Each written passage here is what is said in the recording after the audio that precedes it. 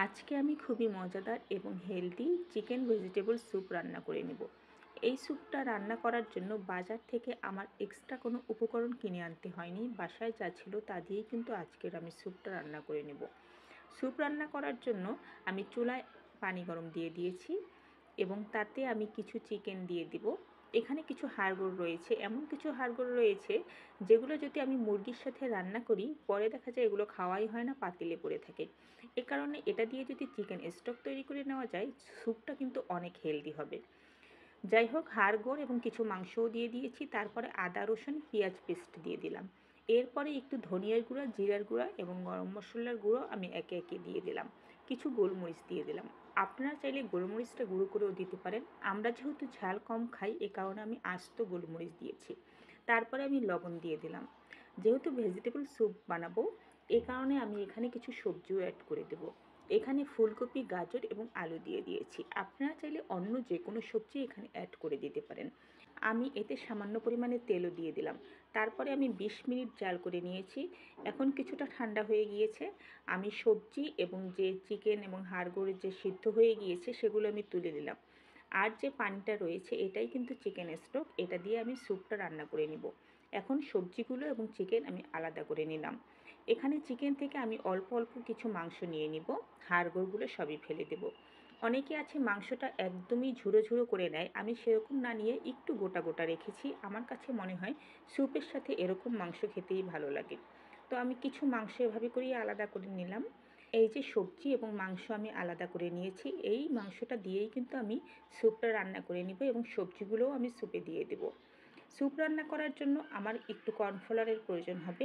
আমি একটা বাটিতে কয়েক চামচ পরিমাণে কর্নফ্লাওয়ার নিয়ে নিলাম। এরপরে আমি একটু পানি দিয়ে এই কর্নফ্লাওয়ারটা আমি গুলে নিব।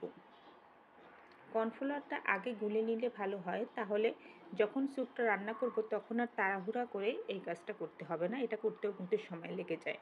এখন আমি সরাসরি স্যুপ রান্না করতে চলে যাব। যেই পাতিলে আমি এই যে চিকেনগুলো এবং সবজিগুলো সিদ্ধ করে নিয়েছিলাম ওই পাতিলেই কিন্তু আমি স্যুপটা রান্না করে নিচ্ছি। আমি সামান্য পরিমাণে সয়া সস দিয়ে দিয়েছি, তারপরে সবজিগুলোও দিয়ে দিলাম। এরপরে আমি এতে চিকেন যেগুলো রয়েছে চিকেনটাও দিয়ে দেব। সব উপকরণ মোটামুটি দেওয়া হয়ে গিয়েছে। পরে আমি একটু টমেটো সসও দিয়ে দিলাম। আপনারা চাইলে এখানে অন্য কোনো সসও ব্যবহার করতে পারেন, আমি অল্প দিয়েছি। একটু নেড়ে চেড়ে মিশিয়ে নিচ্ছি। কাঁচামরিচ আমি এখন দিয়ে দিব, আর ধনেপাতাটা একদম নামানোর আগে আগে দিব। প্রায় 5 মিনিটের মতো আমি এভাবেই বলক আসা অবস্থায় একটু নেড়ে চেড়ে রান্না করে নিয়েছি।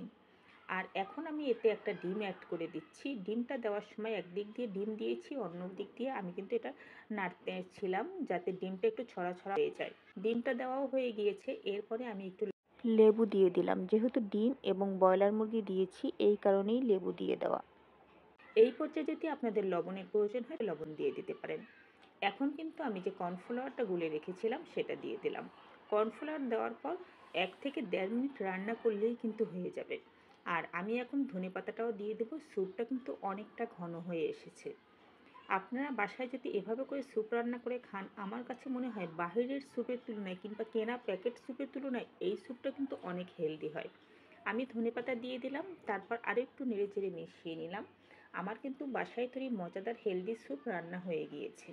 আপনাদের আজকে স্যুপ রান্নার রেসিপিটি কেমন লাগলো অবশ্যই জানাবেন। যারা পুরো ভিডিওটি দেখেছেন তাদের সবাইকে অনেক অনেক ধন্যবাদ। আর আমার বাসার সবাই কিন্তু এই স্যুপটা অনেক বেশি পছন্দ করে। আমার কাছে মনে হয় ডিনার হিসেবেও এই স্যুপটা খাওয়া যায়। আজকের ভিডিওটি এখানেই শেষ করে দিব। আল্লাহ হাফেজ, সবাই ভালো থাকবেন।